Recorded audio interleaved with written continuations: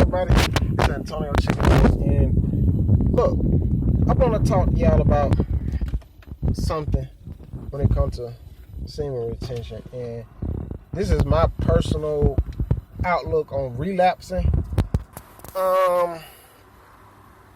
It depends. It depends on why you're doing it. First of all, it depends on why you're preserving your semen, and you got to understand that this is a journey. And once you start studying about semen retention, you will know that if you must, it is okay to release, but you have to have, it's a time frame according to your age where you should release. And I'm not gonna get into in detail about that because I don't want to misquote the wrong information. But you guys can go look up. It's a Chinese dude. His name is Manteca Chai. But just type that in the best way you can. Matter of fact, I'll put the link in the description to who you can go look up, who really talks about sexual semen retention. I'm tripping. But it's a journey. So I don't look at it as relapsing because, well, for me, I don't look at it as a relapse because but it's like I keep saying, it's a journey. So if I do release, or when I choose to release, it's only because I made the conscious choice to do it, and at the same time, I got enough sexual energy built up where I can release, and it won't affect me as much as somebody who releasing constantly. So the only time I would see something as a relapse, let's say if you be like, okay, I'm going 7 days without semen, and I'm doing 7 days semen retention, and then you release in those 7 days, then that would be a relapse. But for me, like I said, I don't really count the days, but I noticed that, dang, it's been a minute since I actually released. And I kind of calculated because I don't remember the last time I released, but I remember around the time. So this Saturday, so for me, every Saturday will be a new week. So this Saturday will be considered the third week for me, and today is Monday. So I don't really count the days, because when you count the days, then that's when you start to relapse.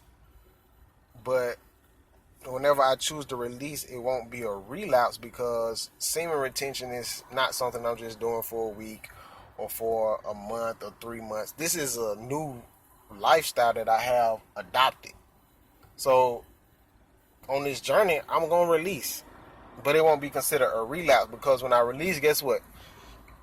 I'm going to keep going because I got enough sexual energy built up to the point where I can afford to release. I mean, I still know it's going to be a little depletion in energy, but I don't think I'm going to be drained. But right now, since I'm on a roll and I'm kind of on a wave, and I'm on a little streak, and I didn't plan this streak, it just kind of happened. I'm going to ride it out. I'm going to ride this streak out. So I don't know how long I go without releasing, but whenever I do release, of course, I'm going to make a video and tell y'all, but for the most part, I don't look at a relapse because I don't look at it as a relapse, only because this is a journey, and it's something I'm adopting. So, and I'm just kind of like learning how the semen retention go. But so far, so good. Like, I ain't going to just say I got super duper crazy benefits, but I have noticed a lot different. Like, people are friendlier. I feel a little more focused, a little more confident. It's small stuff, like, and there's a lot of other things that I do too besides semen retention, like meditation. I'm getting back on my exercising, eating right, fasting, intermittent fasting. So these are things that can kind of like boost your semen retention. Taking herbs. So listening to affirmations and just focusing on goal-oriented situations and focusing on growth. So I'm not sitting around all day thinking, oh, I hope I don't relapse. Nah, I don't do that. But for me, there's no such thing as me relapsing, because if I do release, it's because of a conscious choice that I made. That's why I don't count the days, because if you count the days and then you relapse, then you might feel bad. But like I said, right now I'm on a streak. I don't build up some energy, and I'm like, yo, I almost don't ever want to release again. But I'm like, man, let's be real. I'm gonna release, and it's okay to release. That's why I'm gonna put the link to the Chinese teacher Manteca Chai. I don't know if I'm pronouncing his name right, but you can research him, check out some of his literature, and he actually give you a time to release according to your age.